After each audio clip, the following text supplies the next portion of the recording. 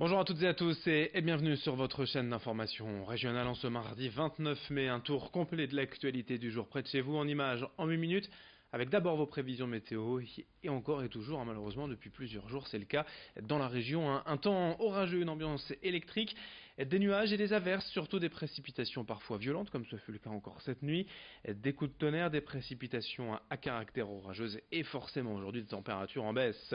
20 degrés à Saint-Omer, 17 à Calais, 16 à Dunkerque. Vous retrouverez bien évidemment les prévisions météo complètes après ce journal. Et dans cette édition, tout d'abord, on évoque les travaux du terminal méthanier à Dunkerque. Depuis plusieurs semaines, le site est en chantier pour proposer de nouveaux services et surtout permettre à terme de charger plus rapidement les navires, passant ainsi de 3000 m² par heure à 8000 m² par heure.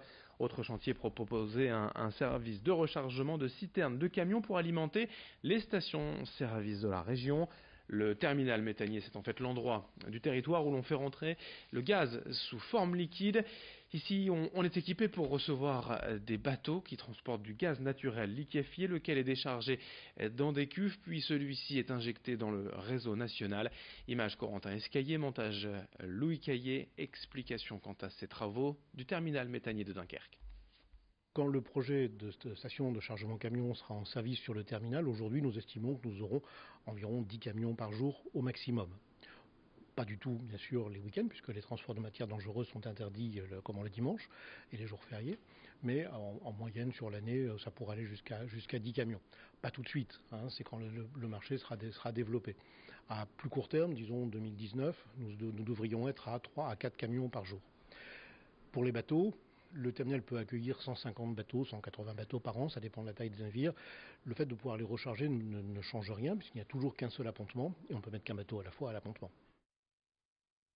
Dans ce journal également, notez que le conseil communautaire de Saint-Omer de la Capso a voté la subvention maximale de 900 000 € pour le projet de reprise du site Arjowiggins à Huizerne.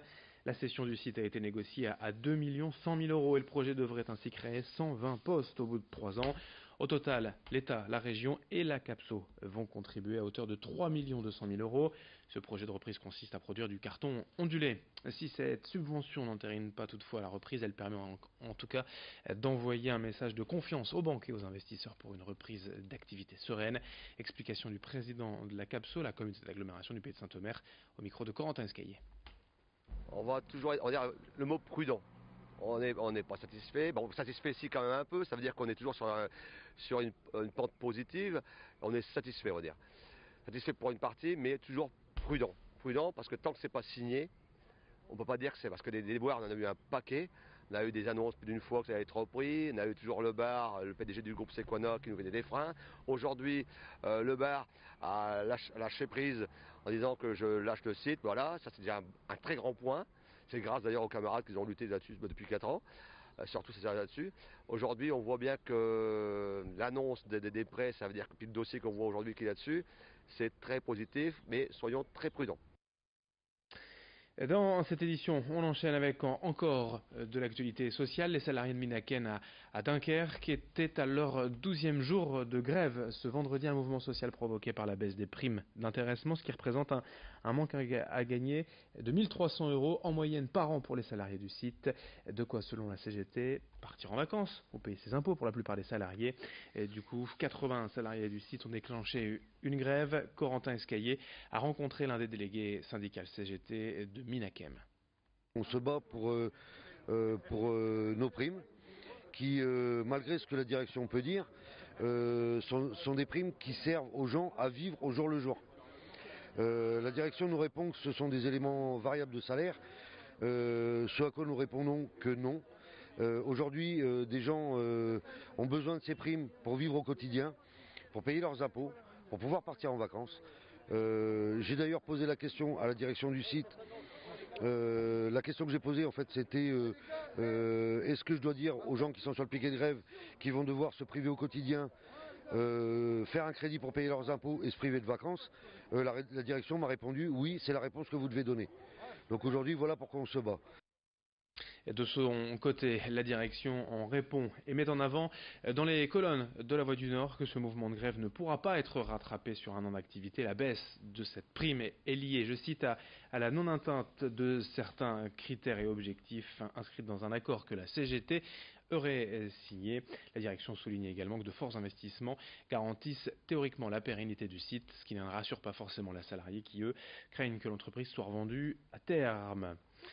On enchaîne avec le bilan de mi-mandat de Jean-René Le Cerf, président du département du Nord, qui avait, je vous le rappelle, voulu faire des économies à l'institution après avoir, selon lui, retrouvé un département exsangue après plusieurs mandats de socialistes.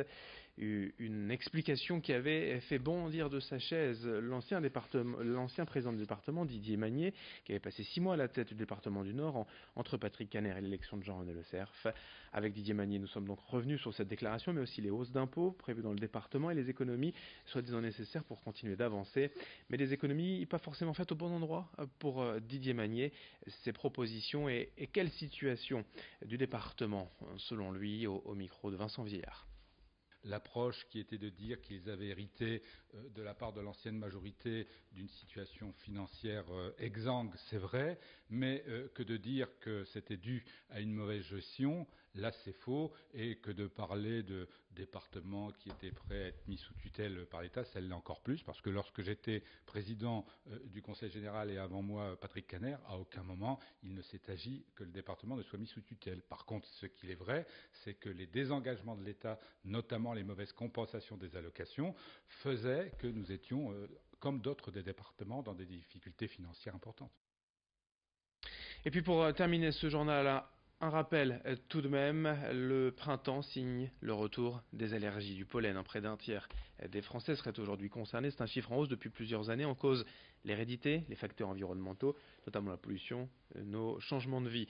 Actuellement, ce sont les pollens d'arbres ou de bouleaux, mais aussi les graminées qui font leur apparition. Actuellement, autant de raisons de se prémunir et pourquoi pas de consulter une allergologue en cas de symptômes. Si la gorge gratte, si vous toussez beaucoup, si vous éternuez également, n'hésitez pas à consulter. Merci d'avoir suivi avec nous cette édition. Dans un instant à suivre vos prévisions météo.